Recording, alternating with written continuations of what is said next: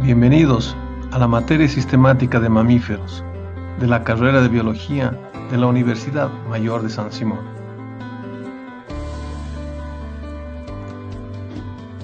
Bueno, bienvenidos todos hoy día a una clase de sistemática de mamíferos. Esta es una clase muy especial y para mí es el cherry de la torta, ¿no? La guinda de la torta, porque meses atrás pude hablar con nuestro invitado hoy día para que pueda estar con nosotros. Y es un placer gigantesco y un honor increíble poder introducirlos a el doctor Rodrigo Medellín, que nos va a hablar de sus experiencias de conservación de mamíferos y experiencias de primera mano de cómo sus proyectos han ido encaminando hacia esto, qué cosas, qué logros ha tenido en diferentes grupos de mamíferos.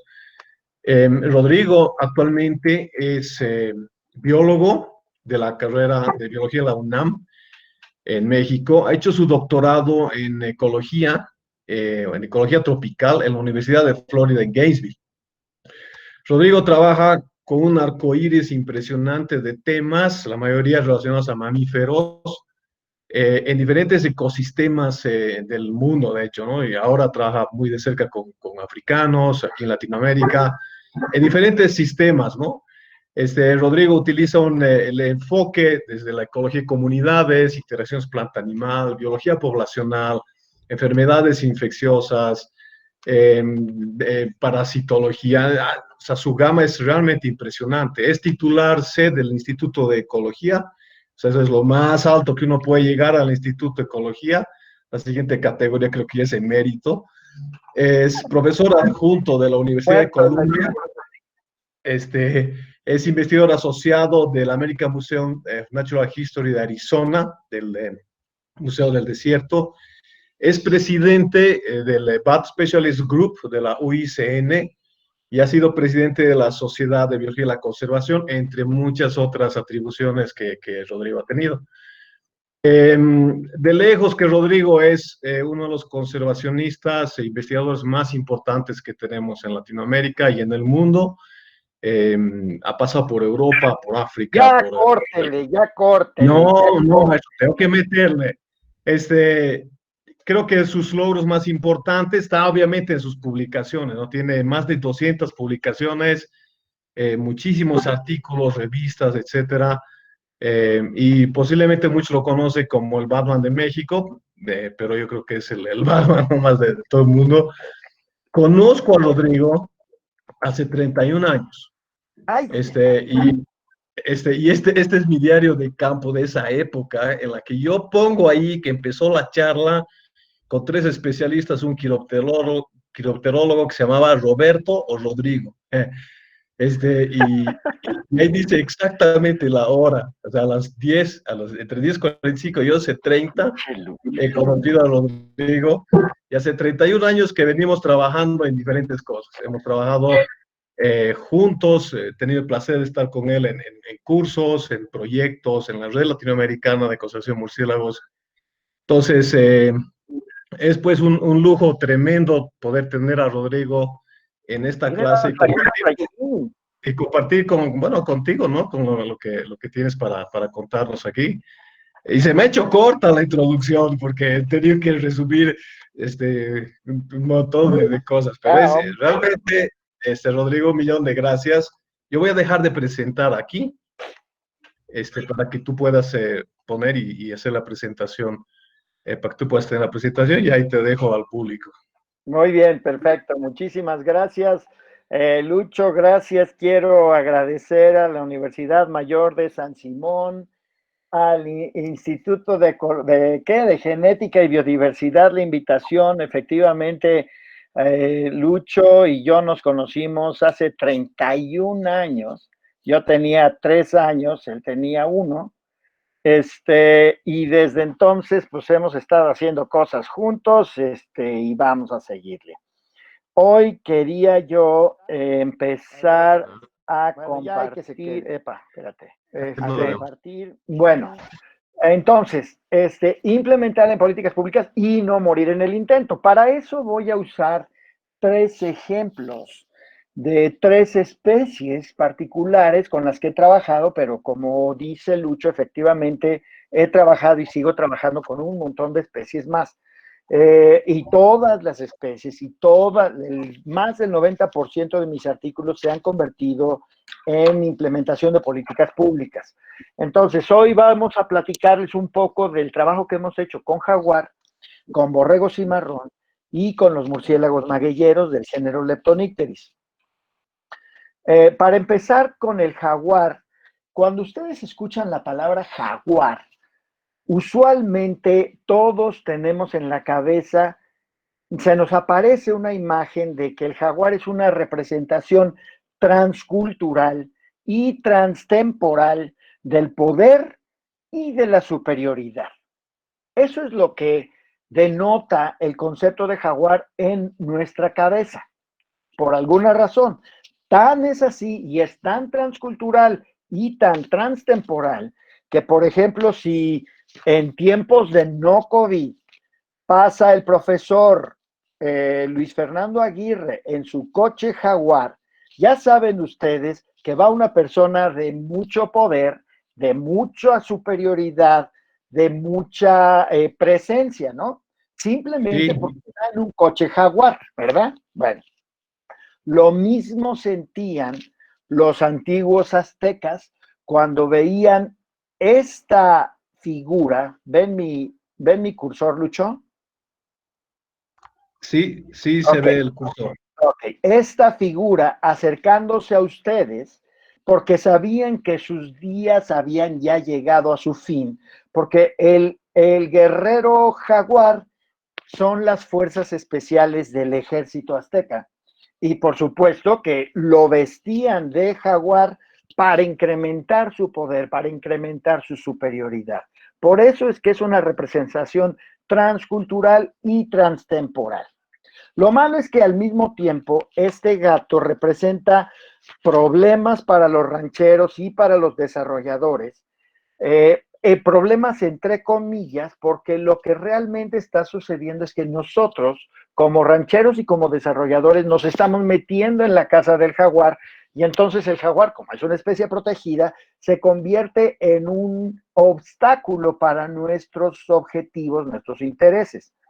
Esto entonces hace que el jaguar sea un gran reto para la conservación y necesita de un compromiso serio y a muy, muy largo plazo. En 2002 publicamos el primer diagnóstico a nivel continental de cómo estaban los jaguares hace 20 años. Ahí ustedes pueden ver el área de distribución en ese tiempo del jaguar, de lo que conocíamos sobre el jaguar, que va desde el norte de Argentina, a través de Bolivia, a través desde el sur de Brasil, prácticamente todo Brasil, pero vean estas interrogaciones aquí, no sabíamos si había o cómo estaban los jaguares aquí. Pero el punto principal de esta diapositiva es que quiero que vean que la distribución era más o menos continua desde el norte de México hasta el norte de Argentina. Eran 1, 2 o 3 poblaciones nada más en 2002. Luego, en 2015, publicamos otro libro, otro diagnóstico completamente continental para ver cómo estaban las poblaciones en ese momento y encontramos una situación terrible, porque no solamente se había extinto ya de El Salvador y de Uruguay, sino que además de las 3 o 4 poblaciones que teníamos originalmente, para ese entonces, en 2015, teníamos 34 subpoblaciones. Si nosotros tomáramos los criterios de la UICN para evaluar el riesgo de extinción de cada una de esas poblaciones, tomando a cada población como la población única de jaguar, entonces resulta que 33 de estas 34 subpoblaciones, 33 están o en peligro o en peligro crítico. Solamente una, la del Amazonas, está como preocupación menor. Hoy por hoy, el jaguar está considerado por la UICN como casi amenazado. Yo soy miembro del grupo de especialistas de gatos y he estado luchando con los copresidentes, una pareja de suizos que se llaman Urs Breitenmoser y Christina Breitenmoser, para explicarles que necesitamos subir de nivel de riesgo de extinción al jaguar, por lo menos a vulnerable, porque cuando nosotros publicamos este artículo, ellos hicieron un análisis del leopardo, que también estaba como casi amenazado, y el leopardo tiene un área de distribución muchísimo mayor porque es todo África, más buena parte de Asia, y al leopardo sí lo subieron a vulnerable y al jaguar lo dejaron como casi amenazado. Además, en todos los países del área de distribución del jaguar, incluido Brasil, el jaguar está considerado como una especie o amenazada o en peligro de extinción. Es solamente la UICN la que dice que está casi amenazada, es decir, fuera de riesgo de extinción. Hemos estado haciendo la guerra y vamos a seguir haciendo la guerra hasta que nos escuchen y podamos demostrar, digo, yo lo he publicado en un montón de lugares, tenemos artículos en revistas de muy alto nivel demostrando que el jaguar está por lo menos vulnerable. Así es que los que están quedando mal son los del grupo de especialistas en gatos de la Unión Mundial para la Naturaleza, que no lo quieren subir. Yo no sé por qué razones, eso ya lo comentaremos con Lucho en algún momento con un buen mezcal en la mano.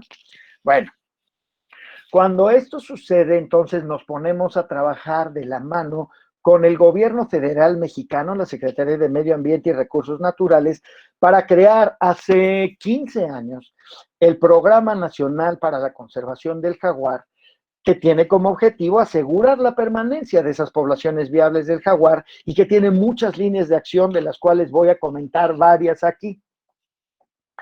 En 2006 sucedió algo en mi vida que fue casi como un sueño para todos los biólogos que trabajamos en conservación, porque alguien, un amigo mutuo, me presentó a una de las personas más ricas del mundo. Este señor resulta que le interesan los jaguares, está interesado en los jaguares y ha reproducido jaguares en cautiverio sin ningún impacto en su conservación durante mucho tiempo, el señor Carlos Slim. Y cuando me lo presentaron, yo le dije que yo tenía el sueño de hacer que México fuera el primer país del mundo en estimar cuántos jaguares teníamos, pero que necesitábamos fondos. Nosotros teníamos la mitad de los fondos necesarios ya asegurados del gobierno federal mexicano, pero no teníamos la otra mitad que nos hacía falta. Para eso le decía yo que necesitábamos definir los métodos estandarizados para documentar cuántos jaguares hay en cada población y seleccionar los sitios iniciales del censo y, por supuesto, vincularnos toda la sociedad mexicana, ONGs, academia, muchas universidades, gobiernos federales y estatales, dueños de la tierra, etcétera, ¿no? Finalmente el señor me dijo que sí, nos dieron el dinero y logramos hacer el CEN-Jaguar, el Censo Nacional de Jaguar. Ahí ustedes pueden ver el protocolo. Entre paréntesis les digo que esta ha sido una de las cosas más difíciles que he podido lograr en mi vida, que es reunirme en el mismo salón con los más o menos 50 expertos de jaguar en México y tratar de que todos lleguemos a un consenso de cuál es el protocolo que vamos a utilizar y que vamos a aplicar aquí y aquí y aquí y aquí y aquí y aquí. Yo no sé qué pasa con los grandes depredadores, yo no sé qué pasa con las grandes ballenas, yo no sé qué pasa con los grandes simios, pero la gente que trabaja con esos animales usualmente tiene unos egos gigantescos. Y como tienen esos egos gigantescos, por definición ellos están en lo cierto y tú estás equivocado.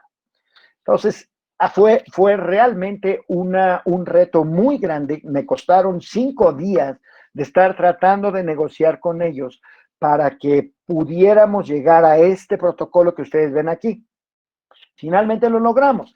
Y el protocolo básicamente utiliza más o menos 100 kilómetros cuadrados, 100 kilómetros cuadrados dividido en celdas de 3 kilómetros por 3 kilómetros. Cada celda tiene 3 por 3 kilómetros. Y dentro de cada celda de 9 kilómetros cuadrados vamos a tener 3 estaciones donde vamos a colocar trampas cámara. Esas 3 estaciones van a estar más o menos equidistantes, por lo menos a 1,5 kilómetros una de otra, y van a estar puestas oportunistamente, tratando de maximizar las probabilidades de que el jaguar caiga en una trampa cámara. Al mismo tiempo, entonces, tenemos estos cuadritos que están aquí, que básicamente son 600 metros por 100 metros, y que ahí vamos a colocar muchas más trampas cámara para documentar la abundancia relativa de las presas del jaguar, como un reflejo de la calidad del hábitat para el animal. Entonces ustedes pueden ver allí que en esos más o menos 100 kilómetros tenemos un montón de estaciones.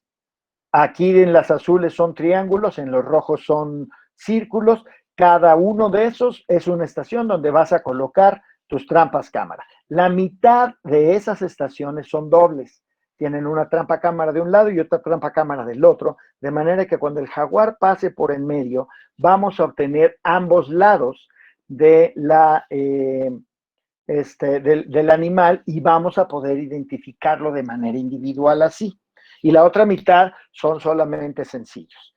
Aquí les mostramos los sitios donde llevamos a cabo el primer año el Censo Nacional de Jaguar, en los círculos azules, todos estos de aquí, y en el segundo año los círculos amarillos. Entre los círculos azules y los círculos amarillos realmente acabamos cubriendo la gran mayoría del territorio que todavía ocupa el jaguar en México. Entonces, los resultados de este Censo Nacional de Jaguar, que ya dio una segunda vuelta, acabamos de terminar el censo hace 2 años, la segunda vuelta del Censo Nacional de Jaguar, nos dicen que efectivamente todavía México tiene varias poblaciones mínimas viables, y que encontramos poblaciones sorprendentemente grandes en sitios en los que no esperábamos realmente que hubiera jaguar, porque son sitios subtropicales, son sitios desérticos, son sitios que no son, digamos, los óptimos que uno tiene en la cabeza donde debe estar el jaguar. Por ejemplo, en el norte de México, en Sonora, en Nuevo León y Tamaulipas, tenemos poblaciones sorprendentemente grandes allí. Pero definitivamente las poblaciones más grandes, claro, están en la selva maya de Chiapas y Campeche, que es el macizo de bosque tropical húmedo más grande del continente después de maravillosísimo Amazonas, por varios órdenes de magnitud. No se rían, nuestro Amazonas es 100 veces menor que su Amazonas, ¿no? Nuestra selva maya. Y esta selva maya está conectada con Guatemala y Belice.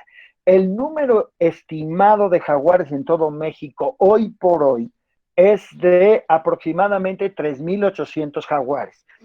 Ese número nos da la posibilidad de exhalar con un poco de esperanza, de descanso, decir, sí hay todavía jaguares en México con los cuales todavía podemos trabajar para su conservación. Pero yo, sin tener ninguna evidencia, sin tener ningunos datos, les tengo que decir que yo estimo que esos 3,800 jaguares representan aproximadamente el 20% de los jaguares que tenía México hace 60 años. Es decir, ya perdimos al 80%. Y eso también quiere decir que ya no podemos perder un jaguar más en el país. No podemos ya darnos el lujo de perder un jaguar más.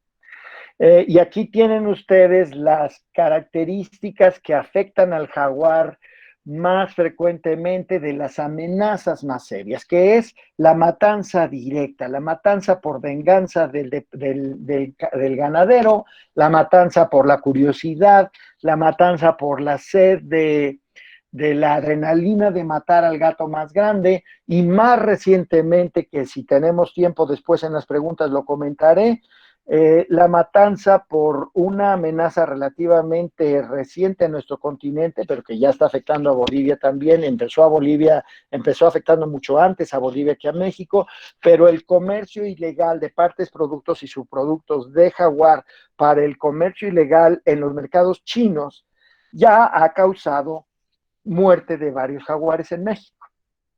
Bueno, eso nos hace movernos hacia la esfera de la ganadería y la producción de carne de res, de carne de becerro principalmente, pero también de borrego, de chivo, etc.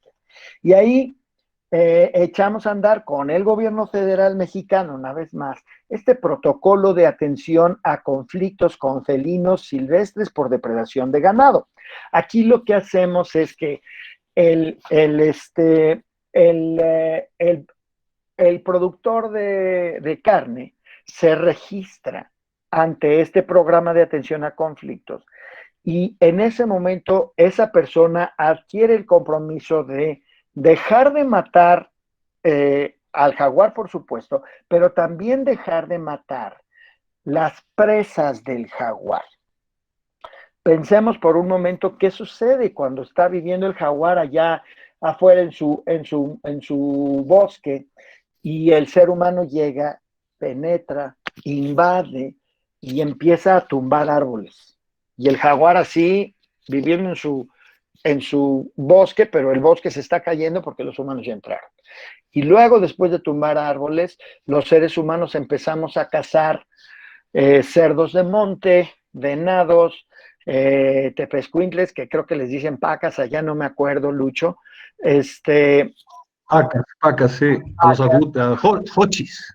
Xochis, armadillos, etcétera, todas las presas, todos los animales de los que se alimenta el jaguar, porque a nosotros también nos gustan. Y entonces nosotros también tenemos que comer de esas cosas. Entonces entramos en directa competencia con el jaguar.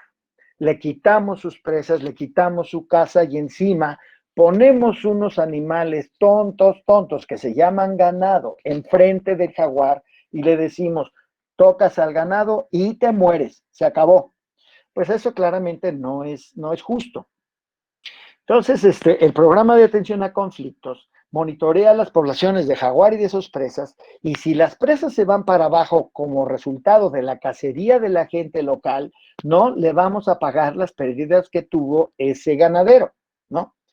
Aquí es la corresponsabilidad de los dueños de la tierra la que define que podamos nosotros realmente trabajar y apoyar a los ganaderos si es que quieren coexistir con el jaguar. En ese mismo sentido, y esta sí es una primicia, esto no lo he dicho en ningún lado en público, en ningún lado, Lucho, es que estamos empezando una iniciativa de producir carne de res jaguar friendly. Estamos trabajando con algunas de las compañías más importantes de producción de carne en México, y con algunos de los ranchos más grandes en el norte de México estamos empezando, y esperamos que dentro de pocos meses ya vamos a empezar a ver, va a ser una cantidad poca para empezar, pero vamos a empezar a ver en los supermercados carne de res con un sello de la UNAM que diga: esta carne de res es producida de manera amigable con los jaguares. De esto también podemos hablar después si quieren. También estamos trabajando en educación para manejo del ganado, porque mucho del problema se causa cuando la gente no sabe manejar al ganado y tienen vacas preñadas todo el año y los becerros van naciendo todo el año. Los jaguares, por lo menos en México, no son capaces de matar, de depredar una vaca adulta. Solamente depredan becerros de hasta 200, 300, máximo de 400 kilos, es decir, como unos 4 o 5 meses de edad, y se acabó. Cuando pasan esa ventana, ya están libres del riesgo de la depredación por jaguares. Y finalmente lo que estamos haciendo es trabajar con el con el Poder Judicial de la Federación, con los jueces y con los legisladores para cambiar. Hoy por hoy, matar un jaguar es un delito federal que se castiga con cárcel, pero solo si alguien mete una denuncia. Si no hay denuncia, no se persigue porque no es un delito grave. Lo que estamos haciendo es tratar de cambiarlo con los senadores, y ya tenemos varios senadores muy interesados en ello, cambiarlo a que sea un delito grave. En lugar de que la pena de cárcel sea de 3 a 6 años, va a ser de 6 a 12 años, y con eso se convierte en delito grave, y con eso se persigue de oficio. No se necesita que haya una denuncia. Bueno. Vamos a cambiar un poco de tema. Aquí les presento, si ustedes hacen una búsqueda en el Institute for Scientific Information sobre las 4 especies de gatos grandes del género Pantera, aquí Natalie Smith me va a pegar porque no puse al leopardo de las nieves, que también es otra especie del género Pantera, que debería estar como por aquí, me imagino. Pero el caso es que si vemos cuántos artículos están publicados sobre estas 4 especies de gatos grandes, vamos a ver que la mayor cantidad está enfocada en leones, y la que sigue en tigres con más o menos 160 artículos, y luego en leopardos con 120, y luego menos de la mitad, más o menos 50, con jaguares. Casi no sabemos nada de jaguares. ¿Qué vamos a hacer?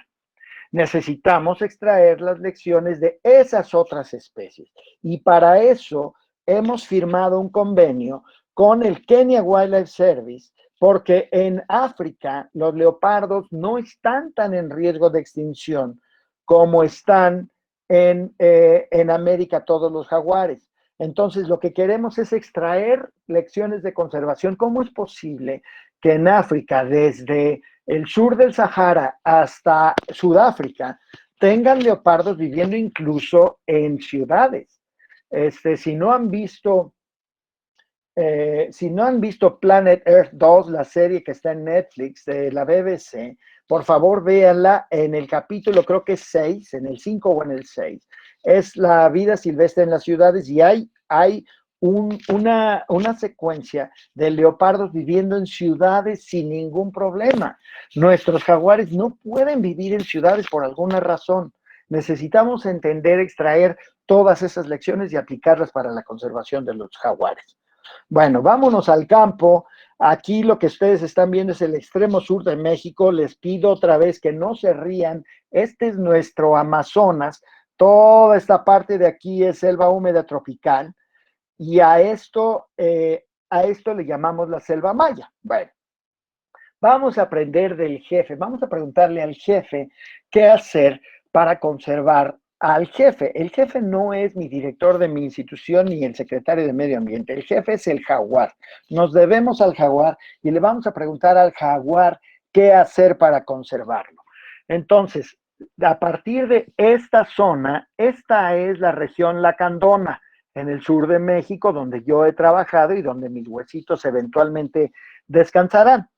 Resulta que la selva lacandona tiene varias áreas naturales protegidas, aquí vistas en rojo, que cubren aproximadamente unas 400,000 hectáreas, pero hay muchas más hectáreas acá afuera y acá afuera y acá afuera que están fuera de áreas protegidas y que todavía tienen mucha selva. Tenemos que proteger esa selva por el bien de los jaguares y de su conectividad. Entonces, utilizando trampas de lazo como las que ustedes ven, capturamos jaguares, les colocamos,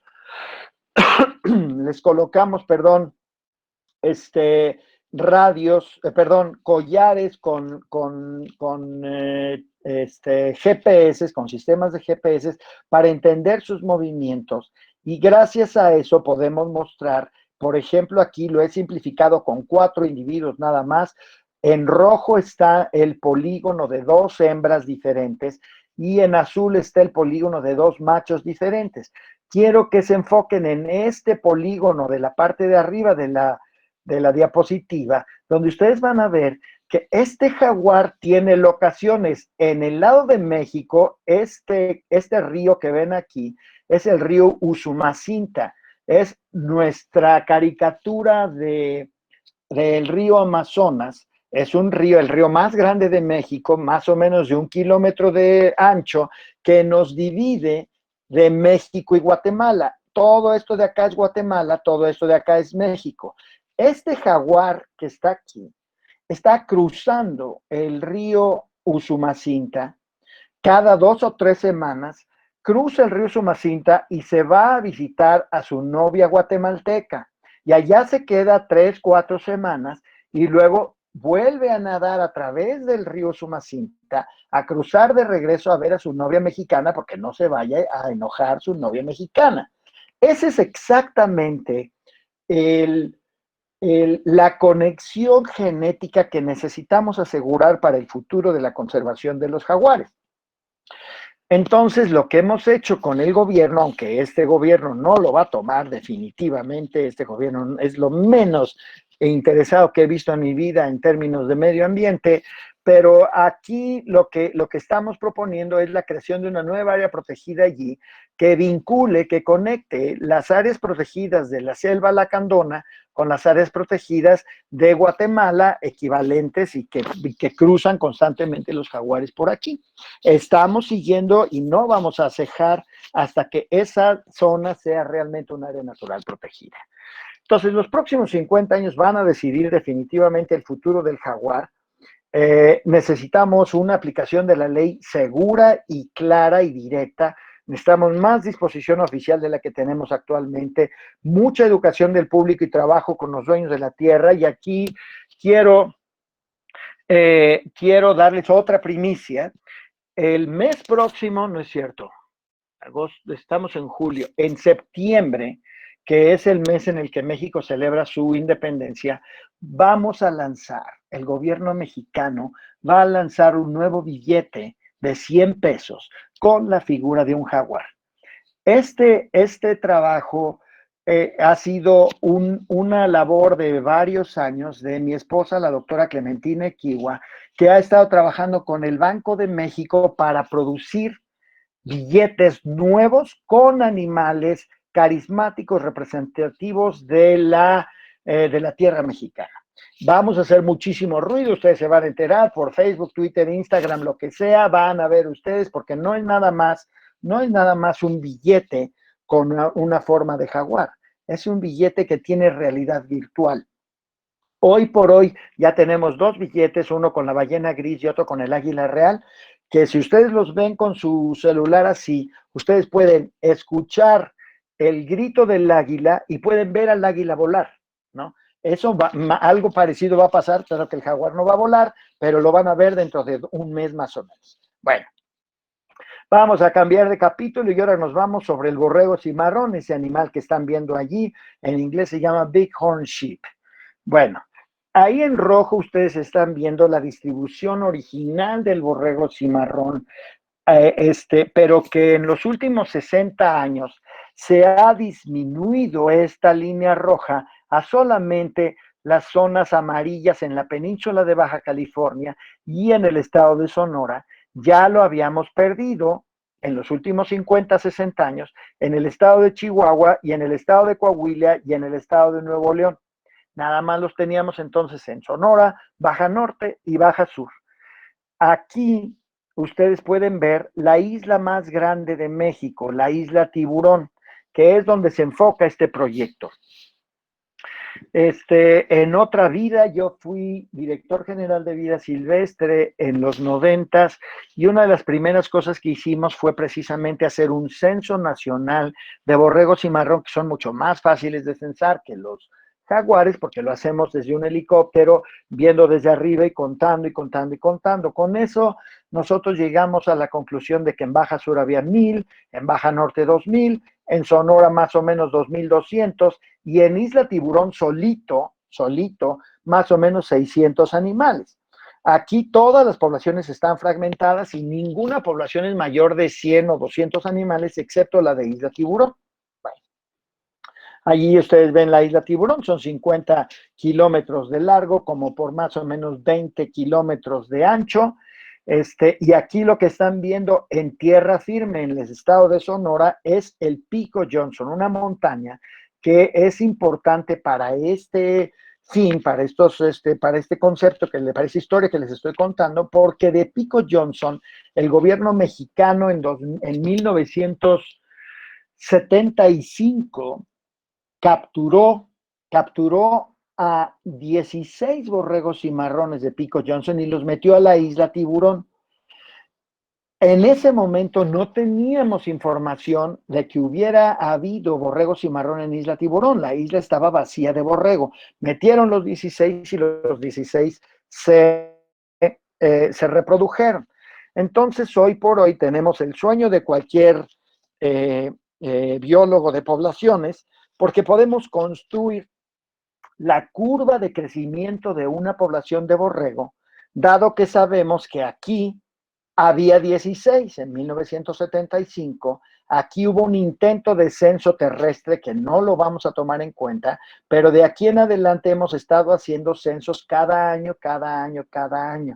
Y ustedes ven que podemos utilizar la ecuación logística aquí para calcular tanto la capacidad de carga de la isla, o sea, K, como también la tasa intrínseca de reproducción, que es esa R chiquita que está aquí.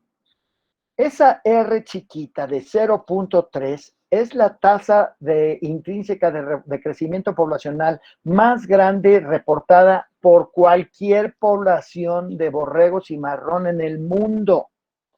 Este crecimiento, este incremento no se había visto en ningún otro lado. Y eso es muy obvio porque metieron a los borregos en el 75, metieron a los borregos a un ecosistema intacto. No había depredadores, no había competidores. Y claro, crecieron como quisieron y hoy por hoy se están estabilizando. Bueno, aquí entra, las islas mexicanas son usualmente propiedad de la nación.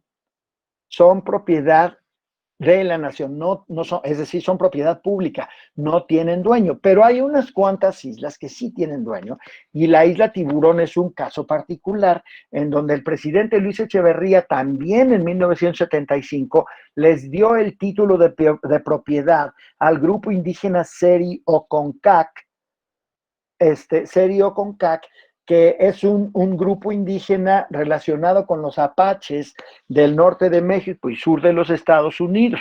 Bueno, resulta que los seris es un grupo de muy pocas personas, aproximadamente 800 seris. De esos, el 40% tienen diabetes, tienen una expectativa de vida de más o menos 50 o 60 años, viven en extrema pobreza y están muy marginados como los indígenas en todo el mundo, en su querido Bolivia, en mi querido México, y ni hablar en los Estados Unidos.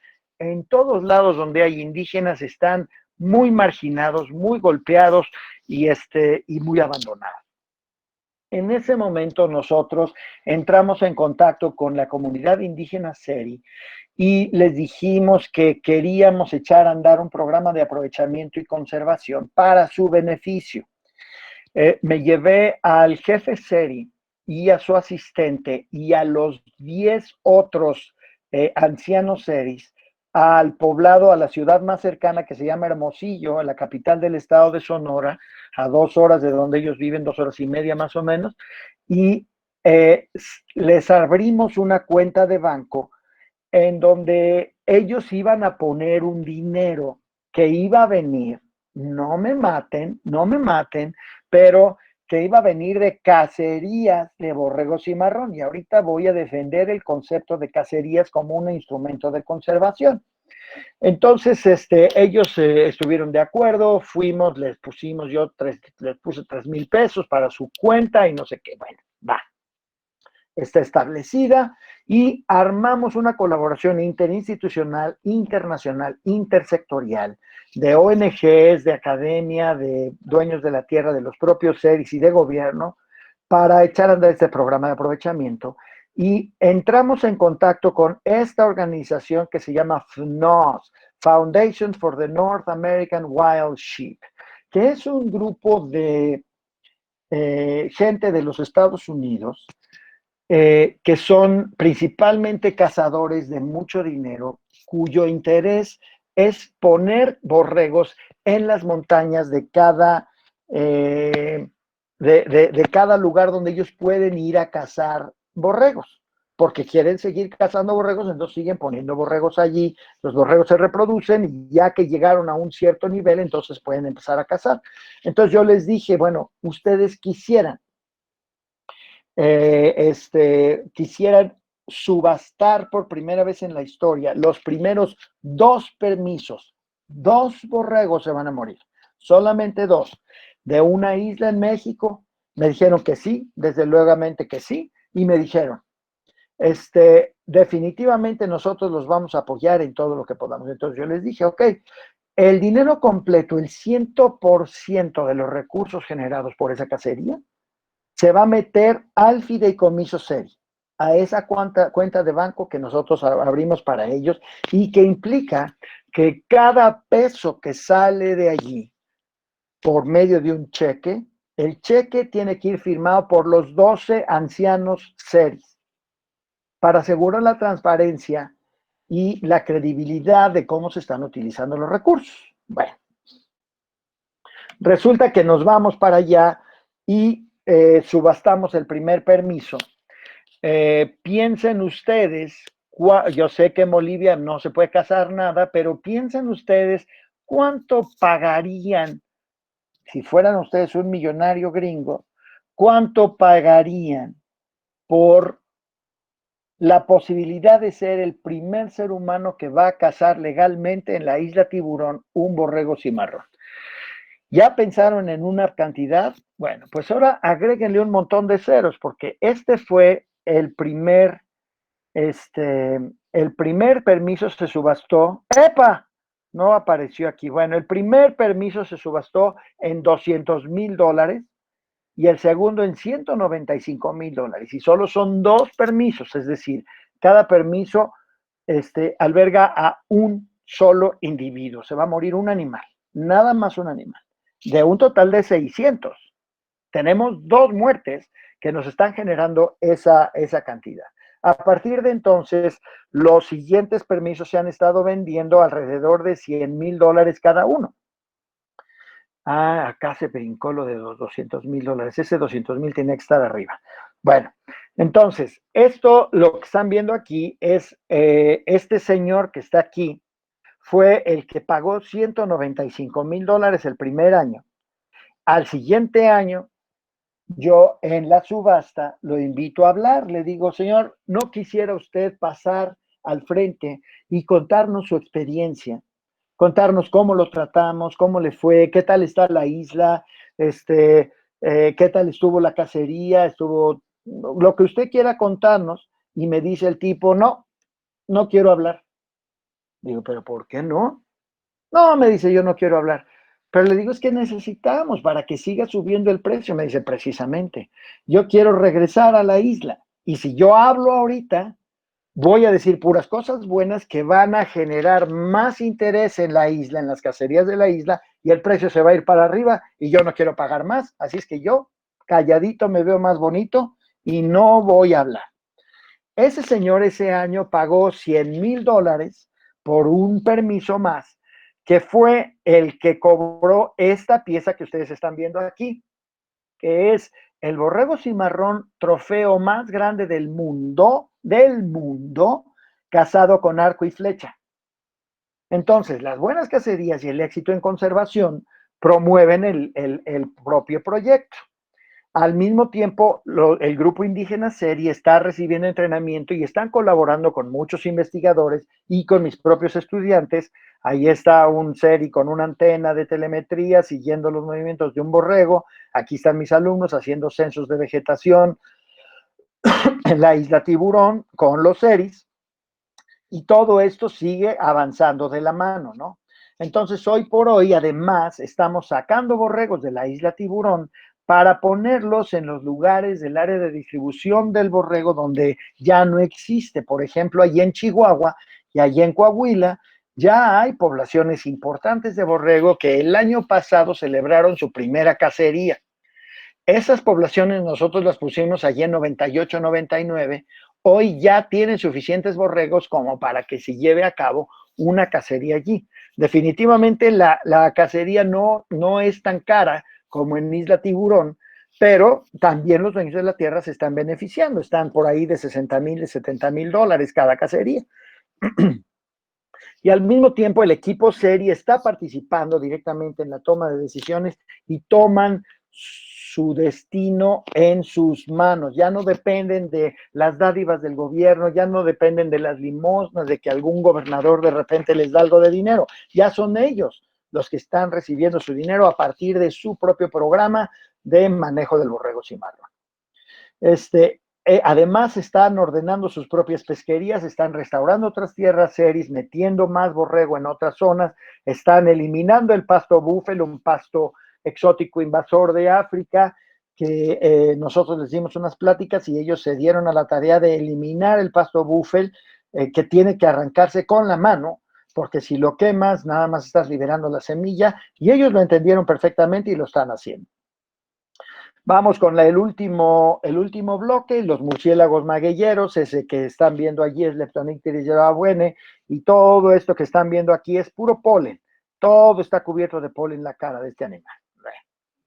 Este murciélago estaba considerado en los Estados Unidos como en peligro de extinción desde 1988 y fue listado en México como amenazado en 1993.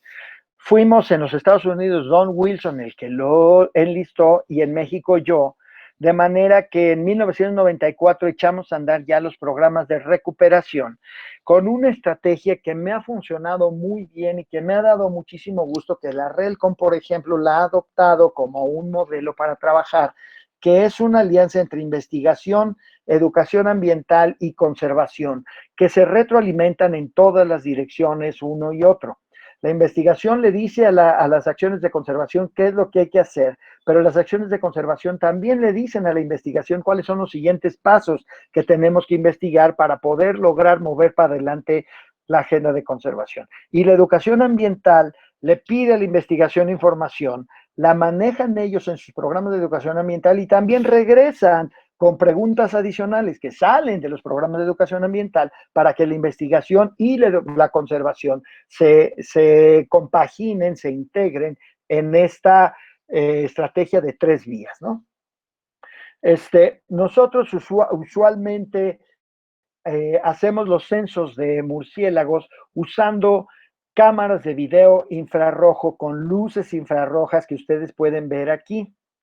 Entonces, lo que van a ver aquí son más o menos 25 años de trabajo comprimidos a una sola diapositiva, en donde les muestro los datos de los 13 refugios más importantes de esta especie en territorio mexicano. En gris ustedes pueden ver la distribución de la especie y el color y el calibre de las flechas nos indica el orden de magnitud de cada colonia. Las rosas son miles de murciélagos en cada una, las rojas son decenas de miles de murciélagos en cada colonia, y la única color vino es la única colonia que tiene cientos de miles de murciélagos, está en el extremo norte de México.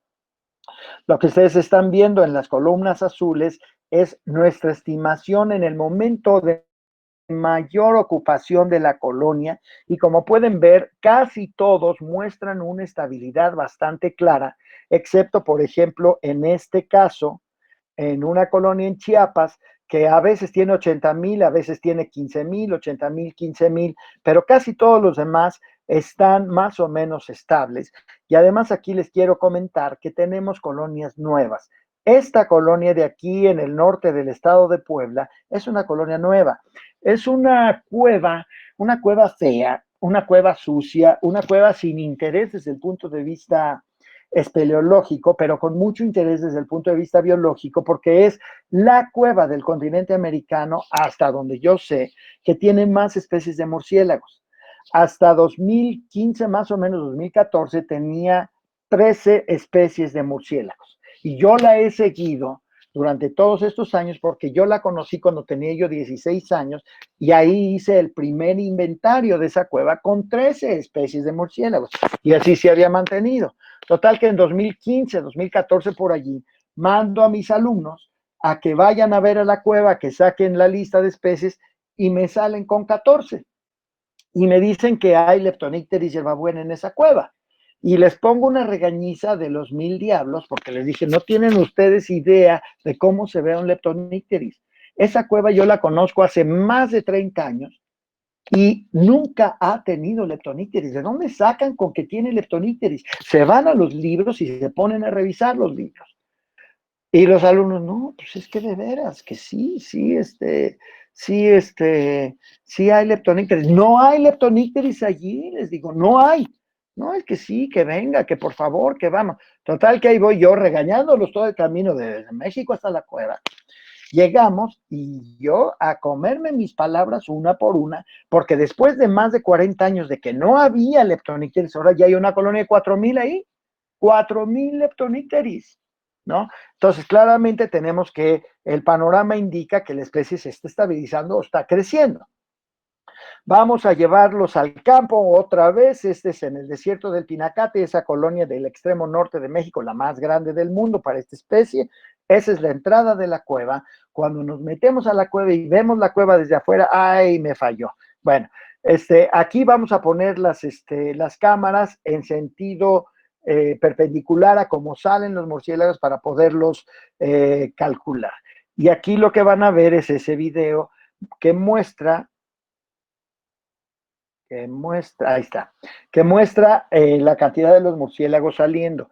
Allí ya, cuando nosotros grabamos todo esto, ya lo único que hago yo es quemar los ojos de mis alumnos frente a la computadora para calcular cuántos murciélagos están saliendo, y con eso estamos viendo pues cuántos hay, ¿no? Bueno,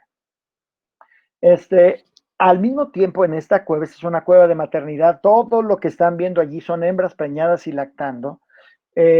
Yo necesito darme una idea de cómo está el éxito reproductivo de esa cueva ese año. Eso quiere decir que yo tengo que esperarme, no puedo entrar a la cueva durante el día porque las hembras traen a sus crías pegadas y las van a soltar por el miedo de ver la luz, de ver el ruido, de ver el movimiento, van a soltar a los animales. Entonces yo no puedo meterme durante el día, tengo que esperar hasta que la última hembra haya salido y entonces me meto. Y cuando me meto, esto es lo que veo, un tapete de bebés, un auténtico tapete de bebés. Ahora, ustedes imagínense que son una de esas hembras que han dejado a su cría en el kindergarten, en la guardería, como ustedes le llamen, y luego cuando vienen de trabajar, regresan y ven esta pesadilla para tratar de encontrar a su bebé allí. ¿Cómo le harían para encontrar a su bebé, no? Entonces, allí lo que hacemos es que en este otro video, ahí está, en este otro video, quiero que se enfoquen en este bebé que está aquí. Va a empezar el video y al mero principio los bebés están tranquilos, están estirando sus alitas, volteándose a ver unos a otros, pero están perfectamente tranquilos. Y de repente, este bebé se empieza a poner como loco, porque ya vio que su mamá ya llegó por él, ya regresó la mamá y lo va a recoger, antes de que la mamá entre al campo de visión de la cámara. No sabemos qué es lo que está detectando el bebé, que ya se dio cuenta de que ya llegó su mamá. Ese es el producto, el foco de una tesis más que mi alumna Begoña Iñárritu, que si estás viendo, Begoña, más te vale que ya termines ese manuscrito porque ya tiene los datos, que aquí nada más voy a mencionar algunos. Y el punto es que este animal efectivamente sabe quién es su mamá. La mamá entra y va oliendo a cada bebé. Ella no está segura de cuál es su bebé hasta que llega con y hay algún mecanismo de reconocimiento que todavía no entendemos. Entonces, va para allá. Empieza todos tranquilos, y de repente, ya llegó mi mamá. Véanlo cómo está, vuelve loco. Y ahí viene la mamá está oliendo a otros bebés. Eres tú, no, espérate, niño, ¿eres tú el mío? Vamos a ver si eres tú o no. Y entonces hace algo con la lengua. Vean la lengua cómo va a salir y entrar. Miren la lengua entrando y saliendo. Es muy raro, yo no sé si le está probando la orina o qué está haciendo. Finalmente se da cuenta de que efectivamente es su bebé. Y entonces abre el ala, deja que el bebé se conecte al pezón y entonces ya se va la mamá cargando a su propio bebé, ¿no? Bueno, tenemos horas y horas y horas de esto y esta es la tesis de Begoña precisamente. tratando de entender cuáles son los mecanismos de reconocimiento madre-cría. Cuando ustedes tienen una población de cientos de miles, de decenas de miles de murciélagos polinívoros y salen de la cueva y ven esto, dicen, pero ¿dónde están comiendo?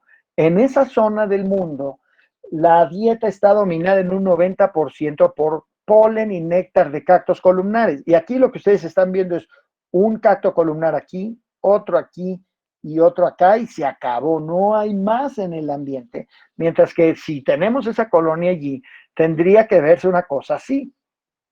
Cactos columnares hasta donde les alcanza la vista, ¿no? Bueno, entonces, lo que hicimos es, bueno, entender dónde están comiendo. Esto todo les estoy hablando del extremo noroeste de México. En este círculo está la región. Es una reserva de la biosfera que se llama el Pinacate y Gran Desierto de Altar, que está incluido un escudo volcánico. Este es el volcán El Pinacate. Esta flecha está indicando dónde está la cueva en el extremo sur del escudo volcánico. Pero si ustedes buscan dónde están los campos más importantes de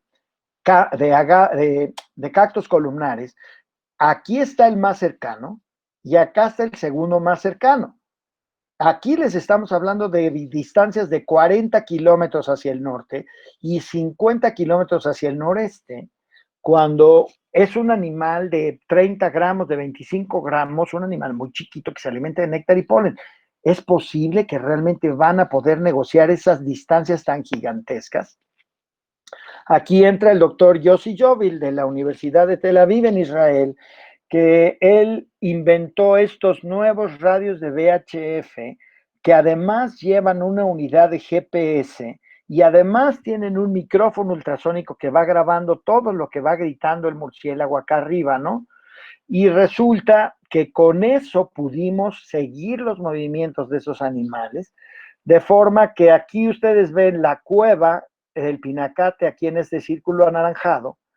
Esta es la frontera México-Estados Unidos. Estos murciélagos están volando a una velocidad promedio de 36 kilómetros por hora, a una altura promedio de unos 200 metros sobre el suelo, y vean las distancias que se están moviendo. Las distancias son desde la colonia hasta el otro lado, a Organ Pipe National Park, que está aquí, son 65 kilómetros. No solo eso, de aquí a acá son 92 kilómetros, ¿no? Y están brincando por encima del estúpido muro del señor Trump para que le digan esto al señor Trump. No sé si vieron las noticias, pero con la tormenta esta Hanna que está pegándole a Houston y todo el estado de Texas, ya se le cayó el muro al señor. ¡Qué bueno! Bueno, en fin. Aquí lo que ustedes van a ver es los movimientos de uno de estos individuos, como están indicados por el GPS. Van a ver, este círculo rojo es el murciélago, y van a ver la trayectoria del murciélago. Cada círculo gris y verde son cactos columnares, y van a ver cómo los verdes son los que el murciélago visitó. Hay grises que no visitó. La gran mayoría de los verdes los visita una vez, 2 veces y ya. Y hay solamente 5 o 6 cactos que visita constantemente. Va el movimiento del murciélago. Ustedes lo pueden ver moviéndose allí a lo largo de toda la noche. Va visitando cactos y se va formando un núcleo de actividad del murciélago del lado izquierdo de la pantalla en esos 3 o 4 cactos, y solamente esos visita. Los otros nada más los visita de pasada 1 vez, 2 veces y nada más. Este año teníamos los planes de estar otra vez allí porque la temporada de floración es en mayo, para poder entender qué tienen esos cactos que ellos utilizan, que ellos utilizan más, porque eso es muy importante para poder entender la calidad del hábitat para el animal. Pero desafortunadamente esta cosa de la COVID pegó y eso nos ha impedido salir al campo, pero espero que el año que entra podamos ir. Bueno, entonces toda la información que les he presentado apunta claramente a que ya se recuperó esta especie, México tiene el 80% del área de distribución. El murciélago vive desde Arizona y Nuevo México a través de todo el centro y oeste de México hasta Guatemala, Honduras y El Salvador. Hay un registro reciente en Nicaragua también, pero México tiene el 80%. Todo nuestro trabajo muestra estabilidad o crecimiento de poblaciones. Hay colonias nuevas documentadas, ya hay protección legal y real de los refugios. La educación ya ha enraizado y sigue creciendo. Entonces, afortunadamente, el 21 de octubre de 2013, hace 7 años, nosotros pudimos ya presentar ante los secretarios de Medio Ambiente y otros ministros en México la noticia de que ya estaba madura la especie para salir de la lista de especies en peligro de extinción. Nosotros la metimos en los 90, a principios de los 90, y la sacamos en 2013. Eso claramente les tengo que decir que es una gran satisfacción para mí poder ver que no solamente es mi trabajo, es el trabajo de muchos murciélagueros mexicanos, que todos hemos armado la estrategia para recuperar esta especie y ya la pudimos sacar. Bueno, obviamente estas noticias buenas en conservación son relativamente raras y la gente está desesperada, los jóvenes están desesperados y están esperando más noticias de estas. Entonces, cuando salimos a los medios lo tomaron y salió en todos lados, ¿no? Bueno, y ya deslistamos. Entonces, México en 2013 deslistó. Los Estados Unidos todavía se estaban defendiendo y me decían, no, es que falta mucho por estudiar, hay mucho que aprender todavía, no podemos deslistar. Le digo, ¿cómo puedes defender la idea de que 13 colonias, las 13 colonias más grandes, están estables o creciendo, que hay una colonia que tiene cientos de miles, y decir que está en peligro? Lo siento, pero eso no se sostiene. Ahí tengo que hacer una reflexión, porque la única manera que yo puedo explicarme esto, y conste que no lo estoy diciendo porque sean gringos, porque esto se da en Bolivia, esto se da en México, esto se da en África, en todos lados se da. Los académicos que trabajamos en conservación empezamos a trabajar con una especie en peligro y nos empiezan a dar dinero para trabajar con esa especie en peligro, y entonces encontramos nuestro caballito de batalla, porque de aquí en adelante el resto de nuestras vidas vamos a estar trabajando con esa especie en peligro. Ah, porque está en peligro. Oye, ¿y tus estudios y tus esfuerzos y tus intentos de conservarla qué? No, no, es que todavía está en peligro, todavía está en peligro. Por favor, tenemos que ser muy honestos. Se lo debemos a los donadores que han estado invirtiendo dinero en nuestro trabajo, el recuperar a la especie. Se lo debemos a la especie porque nosotros nos debemos a recuperar esa especie y nos lo debemos a nosotros mismos. ¿Cómo nos podemos ver ante el espejo teniendo la certeza de que ya se recuperó la especie y decir, ah, no, todavía no, denme más dinero, todavía no? Eso ya no se permite, ya no se permite. Les pido mucha ética a todos los que están en esta etapa, para que si ya se recuperó la especie, que lo anuncien al mundo, porque el mundo está perdiendo la fe en los académicos, en los conservacionistas. Tenemos que recuperar esa fe. Finalmente quiero hablarles de los agaves. Esos son esas plantas que ustedes tienen unas cuantas especies por allá, pero que nosotros tenemos aquí muchísimas. El género agave es uno de los géneros de plantas con más especies en el mundo. Tiene más de 200 especies. México tiene más de 160 especies, muchas de ellas endémicas. Ustedes las ven allí, algunas, esas son 4 especies de agaves diferentes. Básicamente la historia natural de los agaves es que ellos crecen y acumulan azúcar en este corazón de la planta. Van acumulando azúcar,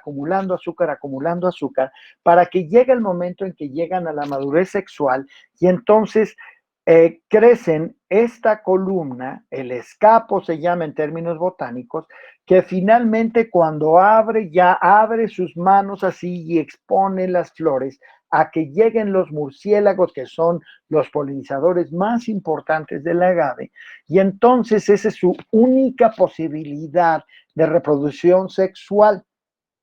Los agaves son plantas semélparas, es decir, se mueren después de la primera reproducción, sexual. Ustedes piensen que, por ejemplo, en el caso de esta planta, este es agave tequilana, tiene que crecer por allí de 6 a 8 años y luego tener sexo una sola vez y morirse. Se acabó, ¿ok? Imagínense lo que es esto. Y comparen en la fotografía de la derecha la parte sexual de la planta, que es toda esta cosa gigantesca, contra la parte asexual de la planta, que es la base. Básicamente lo que ustedes están viendo en estas tres plantas son penes gigantescos. Esos son los penes de las plantas, ¿no? Entonces, si nosotros pudiéramos caracterizar la relación entre los murciélagos y los agaves, que tienen más de 12 millones de años de coevolución, la podríamos simplificar diciéndolo así. El murciélago está pensando en comida y el agave está pensando en sexo. Y esa relación ha hecho que estén interdependientes uno del otro. ¿Ok? Aquí, ¿por qué es importante toda esta diatriba, toda esta historia? Pues precisamente por el tequila. El tequila viene de esas plantas, pero vean nada más las estadísticas del tequila del año 2014. Más de 1.000 millones de toneladas de cabezas de agave se cosecharon y de ahí se produjeron casi 300 millones de litros de tequila. La economía de más de 50,000 familias está vinculada a la producción de tequila. Las ventas del tequila representan 2,000 millones de dólares para la economía mexicana. Realmente es una parte muy importante de la economía mexicana. El problema aquí es que los productores de tequila se han dado cuenta de que si ellos cosechan a la planta justo antes de que empiece a salir ese escapo, maximizan la cantidad de azúcares en la planta y por lo tanto de alcohol que van a producir. Entonces no permiten que los agaves se reproduzcan sexualmente y solamente usan los hijuelos, estas plantitas que están creciendo en la base de la planta madre, que son clones, copias genéticas exactas de esta planta, y que nada más están reponiéndose en el sistema, perdiendo diversidad genética cada vez que hacen eso. Eso ha llevado a que hoy más de 260 millones de plantas de agave tequilana son clones de muy pocos individuos. Y eso quiere decir que la diversidad genética es virtualmente cero. Esto hace que el agave tequilana se haya convertido en una planta muy vulnerable a enfermedades. Y eso lo hemos advertido desde 1994. Fue la primera vez que yo fui a visitar a los productores de tequila a decirles que tenían que empezar a invertir en sus socios los murciélagos. No me hicieron caso. Volví a ir en 2003, no me hicieron caso. En 2010 pegó la enfermedad. Entonces empezaron a poner atención y finalmente a través de una amiga mutua muy querida, conocí a este grupo de personas. Aquí ustedes están viendo, esto es completamente histórico lo que están viendo. Esos campos de agave tequilana nunca se les permitía producir esos escapos, esas inflorescencias. Ahí está el señor Salvador Rosales, uno de los dueños de las empresas tequileras que incorporamos al programa, que está viendo los primeros inflorescencias de esos agaves en su vida. Hace 150 años que esto no sucedía. Entonces, cuando ya florecen, nosotros llegamos y ponemos redes para asegurar si están llegando o no los murciélagos, porque a mí me han criticado mucho diciendo, no, hombre, ya los murciélagos ya se olvidaron de esos agaves, de esas flores, ya no llegan. ¿Cómo que no llegan? Ahí están. ¿Cómo que no llegan? Ahí están. Por supuesto que están llegando y están polinizando y están produciendo semilla y están incorporando diversidad genética para las futuras generaciones de agaves. Entonces, con eso, el 28 de noviembre de 2016, lanzamos al mercado 300,000 botellas de tequila amigable con los murciélagos, tequila bat friendly, en donde la UNAM y el Tequila Interchange Project de David Suro hacen que les podamos decir a los productores de este tequila, de estos mezcales, que hicieron las cosas bien y entonces el consumidor es el que recibe el mensaje y la gente joven está cada vez más interesada en implementar prácticas amigables con el mundo, prácticas sustentables. Entonces, esta iniciativa se está abriendo campo en la industria del tequila muchísimo y muy rápido, ¿no? Pero hay un modelo aún mejor, el mezcal. El mezcal viene de por lo menos 54 especies de agave en 26 estados de México que siguen creciendo. Cada vez que volteo hay un estado nuevo que está haciendo mezcal. Bueno, resulta que hay mucha mayor variedad, riqueza y originalidad porque son 56 especies en lugar de una sola, ¿no? Y es mucho más ancestral, mucho más tradicional la manera como se produce el mezcal. Piensen en la bebida alcohólica de su preferencia, la que ustedes prefieren beber. Yo sé que si están en su casa van a decir que ustedes no beben más que chocolate, pero eso no es cierto, todos lo sabemos. ¿Cuál es su bebida alcohólica preferida? Si es cerveza, viene de monocultivos de cebadas a donde alcanza la vista. Si es ron, viene de la caña de azúcar hasta donde alcanza la vista. Si es un whisky, igualmente los cereales, granos, trigo, etcétera, hasta donde les alcanza la vista. El vodka también, el coñac, el brandy, el singani, uvas, pero solamente uvas crecen allí, el vino también, y hasta el tequila, son monocultivos de agave azul tequilana. No así los mezcales. Algunos de los mezcales que tenemos aquí son las únicas bebidas alcohólicas disponibles comercialmente que no provienen de monocultivos. Vean los ecosistemas donde se están produciendo esos agaves, son bosques entresacados, no son de ninguna manera ecosistemas prístinos, son bosques entresacados en donde se han plantado agaves para que coexistan con un montón de otras plantas y animales, y eso hace que sean mucho más amigables con el medio ambiente. Entonces, los mezcales y tequilas amigables con el murciélago, simplemente nosotros les pedimos que permitan la floración de un 5% de los agaves, y eso les ayuda a unos 90 murciélagos cada hectárea dedicada a esto. Y el resto de los agaves se usan para producir tequila, y el tequila que provenga de esos campos será etiquetado como bat friendly por la UNAM y el Tequila Interchange Project. Es ganar, ganar, y son los consumidores los que están guiando este programa.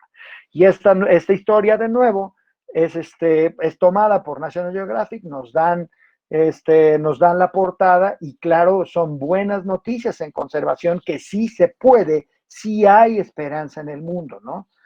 Para terminar, quiero darles algunos elementos para que ustedes estén preparados para comentarlo con la familia, con los amigos, cuando lo escuchen en los medios, porque hay muchas acusaciones falsas completamente de que el coronavirus nos lo dieron los murciélagos. Es completamente falso. El SARS-CoV-2, el virus que causa el COVID, es un virus humano, es un virus en el que los más de 16 millones de personas que desafortunadamente hoy están infectadas por este virus, lo han adquirido de un ser humano, no de un animal. Ningún animal nos puede pasar el SARS-CoV-2. El que pase un murciélago junto a nosotros no nos va a dar COVID de ninguna manera. Aquí tengo que señalar que hay académicos de muy alto renombre, presidentes de organizaciones muy reconocidas. El señor Peter Daszak, al que yo se lo he dicho en público y en privado, y por eso no me preocupa decirlo aquí.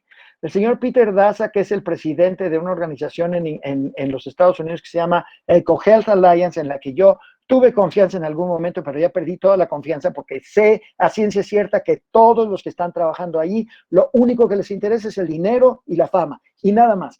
Ese señor Peter Daszak ha dicho a grandes comunicadores en los Estados Unidos que si pasa un murciélago junto a ti, estás expuesto al coronavirus. Que si te metes en una cueva, estás expuesto al coronavirus. Que si estás viviendo con murciélagos en tu casa, estás expuesto al coronavirus. Eso es completamente falso. Y le he mandado 3 correos electrónicos a este señor, que era mi amigo, fue mi amigo, 3 correos electrónicos diciéndole: Peter, vamos a hacer un debate público ante los medios, donde tú muestres esa evidencia que dices que tienes de que estamos expuestos al coronavirus. Y nosotros demostramos que no. Vamos a hacer un debate público. Nunca me ha contestado. Lo siento, pero el que calla, otorga. Bueno, aún así, si el virus SL-CoV de los murciélagos, que tiene un 96% de similitud genética con el SARS-CoV-2, entrara a nuestro cuerpo, no podría infectarnos, porque no puede penetrar nuestras células. El virus SL-CoV, la corona esta que forma la proteína S, por la cual la familia de coronavirus se llama así, esa proteína S es la llave que entra en la cerradura de la membrana celular de las células de los animales que infecta. Bueno, el virus SL-CoV de los murciélagos, 96% de similitud, no tiene la llave adecuada para entrar en nuestras células. Entonces, aún si algún científico loco agarrara ese coronavirus de los murciélagos y nos lo pusiera en nosotros, no nos infectaría, no nos puede infectar. ¿Ok? Es más, también ha dicho la gente que hay académicos de muy alto nivel que no es posible que se olviden de sus clases de evolución, que dicen que como hay 96% de similitud entre el SL-CoV y el SARS-CoV-2, entonces el SARS-CoV-2 viene del SL-CoV. Eso es lo mismo que decir que porque nosotros compartimos un 99% de nuestro genoma con los chimpancés, nosotros venimos de los chimpancés o los chimpancés vienen de nosotros. Eso no es cierto, de ninguna manera. En las clases más básicas de evolución y de genética, sabemos que el que compartamos tanto material genético, lo único que quiere decir es que compartimos un ancestro común. En el caso de los chimpancés hace más o menos 5 millones de años. En el caso de estos dos virus, los virólogos están diciendo que hace 70 años más o menos fue cuando divergieron los dos virus de otro virus ancestral. ¿Ok? Finalmente, quiero decirles que la primera línea de defensa contra la próxima pandemia, que ya viene, porque ya viene, es la conservación de los ecosistemas y de la biodiversidad. Y aquí quiero traer a colación lo que se llama el efecto de dilución. Ahí ustedes están viendo una ilustración en el caso de la enfermedad de Lyme. La enfermedad de Lyme, que aquí se está indicando el color lime, el color limón aquí, estos dos ratoncitos están infectados y tenemos digamos, un 50%, una probabilidad baja de infectarnos en un ecosistema intacto. En un ecosistema más o menos intacto, el patógeno y sus hospederos están diluidos, están en densidades bajas. Y entonces la probabilidad de contraer la enfermedad de Lyme o cualquier otra es muy baja. Pero claro, llegamos los seres humanos y simplificamos los ecosistemas, eliminamos otras especies como tlacuaches, como venados, etcétera, y entonces los hospederos de ese patógeno, en este caso un ratón del género Peromyscus, se vuelve súper abundante. Y como se vuelve súper abundante, su patógeno puede brincar mucho más fácilmente a muchos más hospederos. Y eso es lo que causa los brotes, ¿ok? Entonces, aquí son las especies oportunistas las que se benefician de la actividad humana de la deforestación, las que nos van a causar la siguiente pandemia, porque ellos, esas especies oportunistas, ya perdieron a sus depredadores, ya perdieron a sus competidores y tienen todo el paisaje para ellos solitos. Sus poblaciones se van para arriba y nuestras probabilidades de adquirir esa enfermedad se van para arriba. El efecto de dilución se ha demostrado en la enfermedad de Lyme, en el hantavirus, en la rabia, en el tripanosoma, en la leishmania y en muchas otras enfermedades. Eso quiere decir que la primera línea de defensa contra la siguiente pandemia es la conservación. Los sitios prístinos que quedan prístinos en Bolivia y en México y en el resto del mundo se tienen que quedar prístinos por el bien de las siguientes generaciones. Matar animales, murciélagos o lo que sea, no está resolviendo nada. Regular y reducir el consumo ilegal no sustentable de carne de monte sí puede ayudar a mitigar la próxima pandemia. No vamos a poder eliminar el consumo de carne de monte, eso es una falacia. Hay más de 1.000 millones de seres humanos en el mundo que dependen de carne de monte para subsistir y no los vamos a dejar morir de hambre. El consumo de carne de monte ha acompañado a la raza humana desde que somos Homo sapiens y va a seguir. Lo que tenemos que hacer los biólogos de la conservación es vincularnos con hacer este consumo sustentable, sano y seguro para animales y para seres humanos. Hay que reducir nuestro consumo de animales, incluyendo los domésticos. Ustedes vean esto, esta granja de gallinas, claramente es un hervidero de enfermedades allí. Si se acuerdan de la influenza aviar, pues de allí va a venir la próxima pandemia, porque nosotros estamos produciendo pollo, a nosotros lo único que nos interesa es ir al súper, ay, mira, está el pollo a 40 pesos el kilo, venga, vámonos el pollo. No tenemos ni interés en saber cómo nació, cómo creció, cómo vivió ese pollo, que esas condiciones son claramente las ideales para que cualquier enfermedad se vuelva un problema muy serio. Entonces, vamos a terminar retomando las lecciones que yo he aprendido para hacer ciencia y aplicarla. Son muy sencillas todas las lecciones, es puro sentido común, pero ustedes, depende de ustedes el aplicarlas. La primera es que se tienen que salir de su zona de confort. Todos los académicos, o muchos académicos que yo conozco, muchos, están felices en su zona de confort, en su universidad, en su salón de clases, en su sitio de estudio, y de allí no se salen. Publican sus artículos, dan sus clases, sus alumnos se reciben y de allí no se salen. Oye, pero ¿por qué no hablas con los con los tomadores de decisiones, con los gobernantes? Ah, no, eso no me toca a mí. A mí me toca hacer la investigación porque yo soy el investigador y yo soy el profesor. No se vale. Necesitamos ya, estos investigadores que estamos en nuestra zona de confort, salirnos de esa zona de confort y empezar a trabajar con universos con los que antes no trabajábamos. Y cuando pasen 1 mes o 2 meses en esos universos, se van a dar cuenta de que su zona de confort ya creció y ya se sienten más cómodos en esa nueva zona de confort. Y esa es la señal para que vuelvan a salirse de esa zona de confort. Y así es como su universo se va a ir haciendo cada vez más grande. ¿Ok? La segunda es que se bajen de su torre de marfil. No se vale llegar con el burócrata, con el tomador de decisiones, con el dueño de la tierra, con el campesino, con el granjero, a decirle, yo soy el doctor tal y cual, y yo te voy a decir cómo funciona la vida, porque yo lo sé y tú no lo sabes. El estar en una universidad no es una torre de marfil. Somos un ser humano más, sujeto a los mismos errores. Somos un ser humano más que no estamos ni un peldaño arriba de nadie. Entonces tenemos que asumir nuestra humildad, nuestra condición humana, igual que todos los demás. Hay que trabajar la relación con las autoridades poco a poco. Si ustedes llegan a tocar la puerta a decir, mira, te vengo a decir cómo tienes que hacer tu trabajo, les van a cerrar la puerta en las narices. Tienen que estar tocando y les van a cerrar y volver a tocar y volver a tocar y volver a tocar hasta entrar a decir que lo que ustedes están tratando de hacer es contribuir a la toma de decisiones.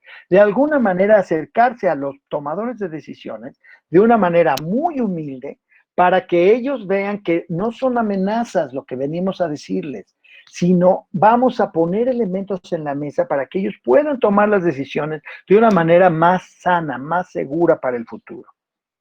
Hay que trabajar con muchos otros sectores, con gobierno, con ONGs, con dueños de la tierra, con el campo, etcétera, y así definir la agenda de conservación y ciencia que se va a hacer. Hay que llevar a cabo la investigación siempre manteniendo el contacto con los otros sectores. Nuestras publicaciones se tienen que integrar a políticas públicas. No se vale llegar con el paper y decir, miren el paper que acabo de publicar, ahí se los dejo para que ustedes lo implementen. Ese no es el papel del científico. Como científicos nos debemos a la sociedad. Los científicos tenemos muy mal nombre en todas las sociedades en el mundo por eso precisamente, porque nos creemos de una casta superior. Ya llegó el momento en que tenemos que bajarnos de esa torre de marfil, tomar nuestros artículos, digerirlos y definir, identificar en dónde hay lecciones que podamos aplicar nuestros artículos y ponernos a trabajar con ellos para que se apliquen. Y así entonces nos reunimos con los tomadores de decisiones y discutimos nuestros hallazgos. Nunca se den por vencidos. Y ojo, si ustedes no son parte de la solución, son parte del problema. Ya no se vale llegar a criticar los esfuerzos de otras personas sin tener una alternativa atrás. Si ustedes no están dispuestos a hacer algo para mejorar la situación, la que sea, desde el manejo del COVID hasta la deforestación o la destrucción de una cueva, mejor calladitos. Aquí las críticas solamente van a venir de gente que traiga una alternativa creativa, constructiva, propositiva. Ya no se puede estar criticando los esfuerzos de los demás sin tener ninguna alternativa de apoyo, de ayuda, de construcción de una solución real. Si quieren aprender más de murciélagos, síganme en Instagram, Batman Medellín. Tenemos un canal de YouTube que se llama Rodrigo Medellín, donde subimos un video de 3 minutos, de 4 minutos cada semana. Ahorita estamos en vacaciones en la UNAM, por eso no he subido, pero en cuanto volvamos, vamos a seguir con los videos hasta donde me dé, porque pues ahorita no estoy saliendo a grabar más videos. Y piensen cómo están pasando su cuarentena. Hagan proyectos de ciencia ciudadana. Desde que yo estoy aquí, ya echamos a andar 3 proyectos de ciencia ciudadana. Estamos empezando con un 4º proyecto ahora en el mes de agosto. Estamos trabajando como locos. Tengo más trabajo hoy que nunca antes en mi vida. Usen sus redes sociales productivamente, diviértanse, sean productivos y mantener la estructura en el tiempo es muy importante. Todo lo que les he dicho aquí es resultado del trabajo de mi equipo.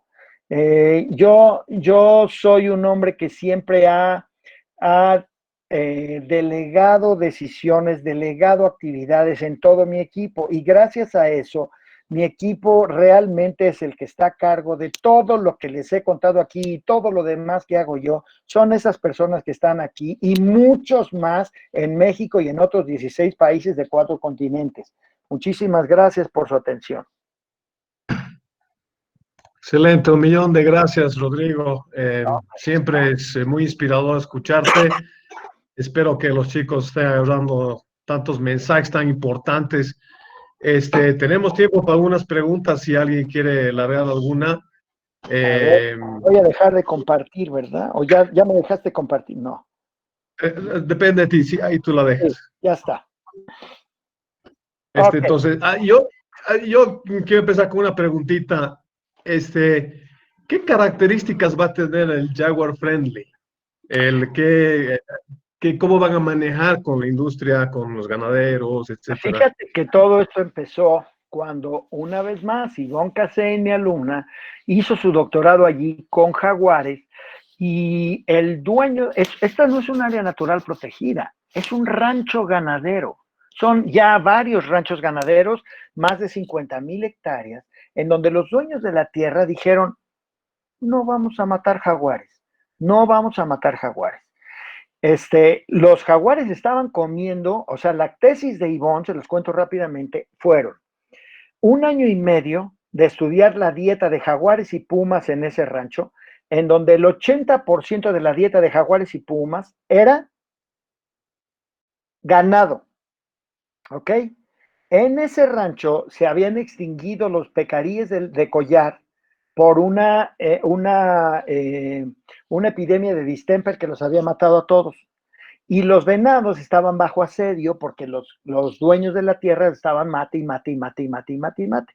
Entonces, en ese primer año y medio, Ivonne estuvo trabajando con todos los dueños de los ranchos para decirles, por favor, dejen de matar venados y el jaguar va a dejar de matar su ganado.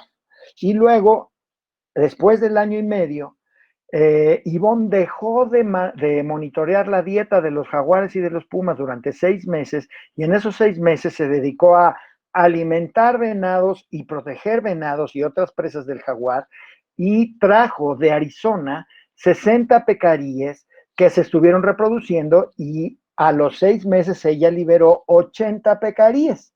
Bueno, y luego otro año y medio monitoreando la dieta de los jaguares y de los pumas, y se cambió por completo. Fueron 80% presas silvestres, 20% ganado.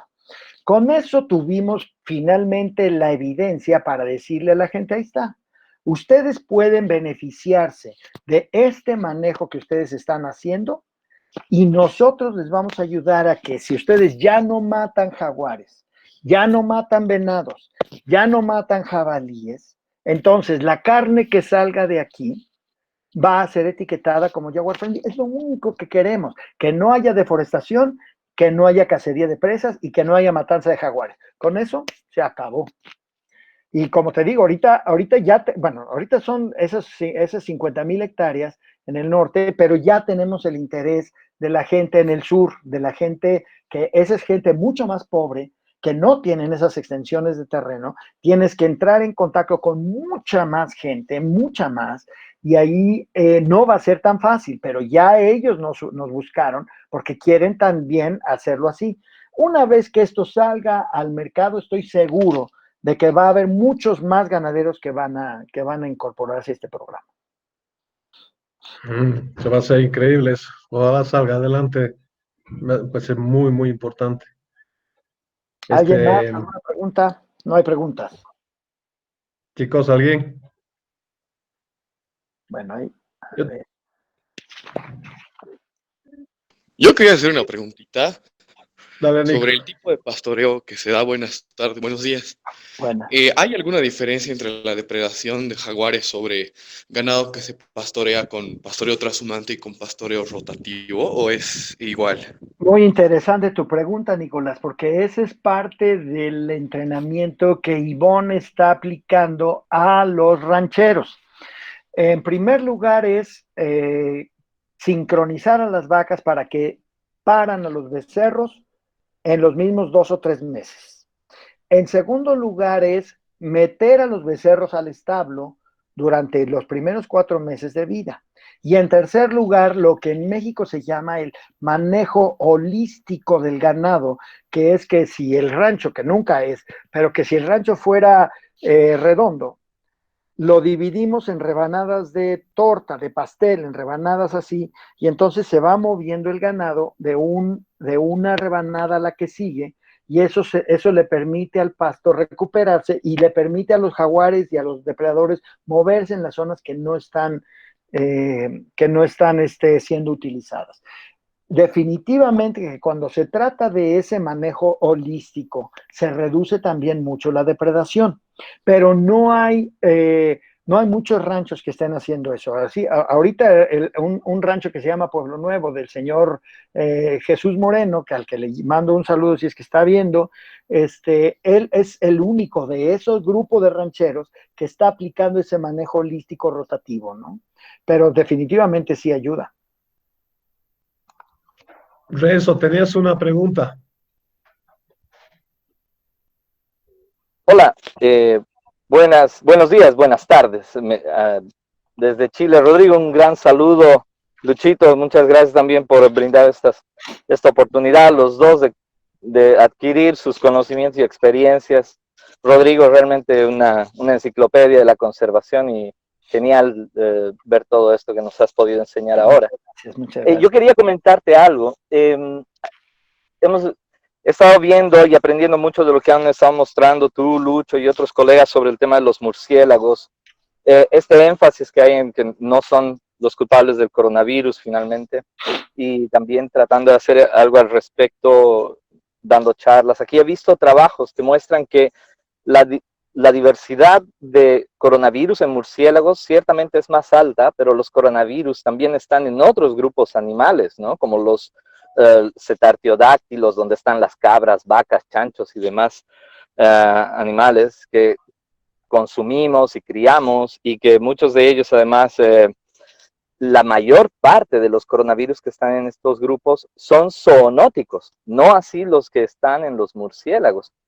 Entonces, creo que es importante relevar este tipo de información y también preguntarte, ¿cuál es el nivel de sesgo de investigación que hay respecto a los virus en general entre los murciélagos y otros grupos animales? ¿Hay una investigación que sea equiparable y pueda realmente decirse bajo el mismo esfuerzo de muestreo si los murciélagos tienen más virus de diferente tipo o no? Excelente tu pregunta, Renzo. Un saludo efectivamente hasta Chile. Fíjate que lo que dices de que los murciélagos tienen más coronavirus que otros grupos es ciertamente un resultado de ese sesgo al que tú te refieres y que hace realmente injusto el tema de que los murciélagos tienen más patógenos, virus o bacterias que otros grupos. Efectivamente, los coronavirus están en muchos otros grupos y muchos otros son tienen más capacidad de convertirse en patógenos que los de los murciélagos. O sea, los coronavirus hoy sabemos que es una familia de varios miles, ahorita se conocen entre 300 y 400, pero van a ser varios miles porque siguen encontrándolos. Pero esa gente que los encuentra, los está buscando en grupos objeto definidos, determinados, y efectivamente se han enfocado en los murciélagos. Yo insisto que utilizando la imagen negativa de los murciélagos, espantando a la gente, espantando a los gobiernos para que les den más dinero. Yo no soy de ninguna manera un seguidor de Trump, pero cuando Trump anunció hace un par de meses o 3 que le iba a quitar el dinero al National Institute of Health, que estaba destinado a estudiar los virus en murciélagos, yo estaba brincando de felicidad, porque el que más se afectó por eso fue Peter Daszak, y fue cuando Peter Daszak finalmente salió a las cámaras a decir, ay no, pero si los murciélagos son lo peor, son los que nos traen los patógenos, los murciélagos nos van a infectar de todo y quién sabe qué, y afortunadamente no se le hizo a ese señor, ¿no? Entonces, de esos 300 o 400, hoy sabemos que más o menos 7 nos pueden afectar a los seres humanos en nuestra salud, y de esos 4 causan alguna gripe, un malestar menor, y solo 3, el SARS, el MERS y el SARS-CoV-2, son los que pueden afectarnos severamente nuestra salud. Yo doy otra charla que creo que la voy a dar esta semana, ya ni me acuerdo, para los colombianos sobre enfermedades emergentes, donde hacemos la reflexión de que los virus están aquí en todo el mundo. El que la gente te diga, niño, deshazte de esos virus, es absolutamente imposible. Los virus están en todos lados. Se estima que hay 10 a la 31 virus en el mundo. Si yo hago ahorita así en mi computadora, aquí tengo virus nuevos, ¿no? Y la inmensa mayoría de los virus son benéficos, porque se alimentan de bacterias. Entonces, si algún científico loco por allí desarrolla algún producto que mate a todos los virus, en 10 días las bacterias nos van a comer, por completo seguro, ¿no? Entonces, lo que tenemos que pensar más bien es que que los virus son parte de la vida, que los murciélagos no tienen más virus que cualquier otro grupo. Afortunadamente, Daniel Streicher y uno de sus alumnos hace, ¿qué? 3 meses más o menos, Lucho, ¿no? Daniel Streicher y no me acuerdo del apellido de su alumno, sacaron un artículo mostrando que todo lo que ha dicho Ecogel Saldaña todo el tiempo de que los murciélagos tienen más virus que cualquier otro grupo es completamente falso. De hecho, especie por especie, los grupos de vertebrados que más virus tienen son los paseriformes, los pajaritos. Esos pajaritos tienen más virus, que cualquier otro grupo de patógenos. Y luego vienen los primates, y luego vienen los roedores, y luego vienen los murciélagos. Así es que no es cierto de que tengan más patógenos. Así es que qué bueno que retomas ese tema, Renzo, porque es muy importante dar la perspectiva real de que los murciélagos ni tienen más patógenos, ni son reservorios de alguna enfermedad que nos vaya a matar a todos, de ninguna manera. Y de hecho, lo que sí es cierto es que el sistema inmune de los murciélagos es mucho más robusto que el de casi cualquier otro vertebrado en el mundo, tal vez exceptuando los tiburones, y eso nos da una plataforma para entender cómo robustecer el sistema inmune de los humanos y del resto de las especies útiles al ser humano, aunque a estas alturas, y como tenemos al mundo, quién que está mejor, si robustecer el sistema inmune de los humanos o dejarnos que ya esta cosa nos barra, caray, porque como vamos, estamos destruyendo el mundo, ¿no? Claro, y un problema muy serio es precisamente ese, o sea, tenemos que cambiar muchos de nuestros propios hábitos de consumo, ¿no? Lo que mencionabas de las gallinas, de la misma carne, y quizás unos cuantos biólogos se van a animar a cambiar esos hábitos de consumo, pero estamos hablando de 7.000 millones. O no sé cuántos mil millones, estos días estaba hablando Paul Ehrlich precisamente de que el problema detrás de todo esto es nomás la sobrepoblación humana, y tratar de cambiarle el patrón de consumo al ser humano va a ser bien complicado, así que no sé si realmente queremos tener mejores resistencias ante virus y cosas de esas, ¿no? Efectivamente, y aquí a lo mejor para terminar vale la pena hacer una reflexión que yo la hago con todos mis alumnos siempre, que después de este tipo de charlas y después de estas lecciones que hemos estado aprendiendo, lo único que no se vale es seguir viviendo nuestra vida como si nada, sin ningún cambio de nada, ¿no?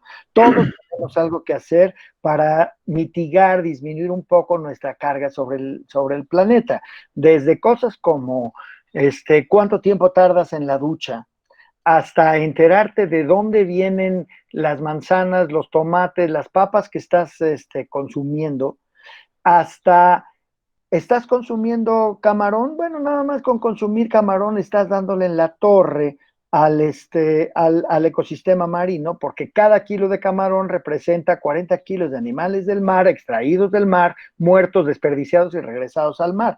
Yo hace 12 años que no como camarones, por esa razón exclusivamente. Y es muy cierto lo que está diciendo Andrés Ibrahim Coahuila Calvimontes, de que 96% de la biomasa de humanos y su ganado, de la biomasa del planeta son humanos y su ganado. Y esto cambió drásticamente en los últimos 1000 o 2000 años, cuando antes de eso, pues los humanos y su ganado éramos menos del 2% de la biomasa y hoy somos el 96%. Digo, no es posible, ya tenemos que hacer algo cada uno de nosotros. Lo único que no se vale es seguir viviendo nuestra vida sin ningún cambio. Exacto, exacto. Sí, hay varios proyectos aquí en la universidad que están tratando de hacer algunos cambios también al respecto. Esperemos que se pueda, ¿no? Hay que tener esperanza. El COVID nos da una lección, digamos, precisamente de esto, ¿no? De ver dónde podemos llegar. Rodrigo, oye, 1.000.000 de gracias una vez más. Creo que ha sido muy inspirador para todos nosotros. Son 31 años que yo te vengo escuchando y siempre se aprende algo nuevo, siempre. Tenemos mucho trabajo por adelante, esperemos que sigamos bueno, esperemos sobrevivir esta pandemia y seguir adelante con los proyectos. Rodrigo, un honor realmente haberte tenido, muchísimas gracias. Sé que vienes de una reunión desde la mañana tempranito y ahora te vas a otra reunión después. Pero tu tiempo con nosotros es invaluable. Muchísimas gracias. Muchísimas gracias a ustedes, gracias Lucho por la amistad de 31 años, gracias por la invitación, gracias a todos por haber estado escuchando y aguantando y soportando la cantidad de cosas que les estuve diciendo. Yo sé que es mucha información, espero que les haya quedado alguna de esas lecciones para que ustedes las adopten y las pongan en práctica en su vida. Y bueno, pues un saludo y a cuidarse todos.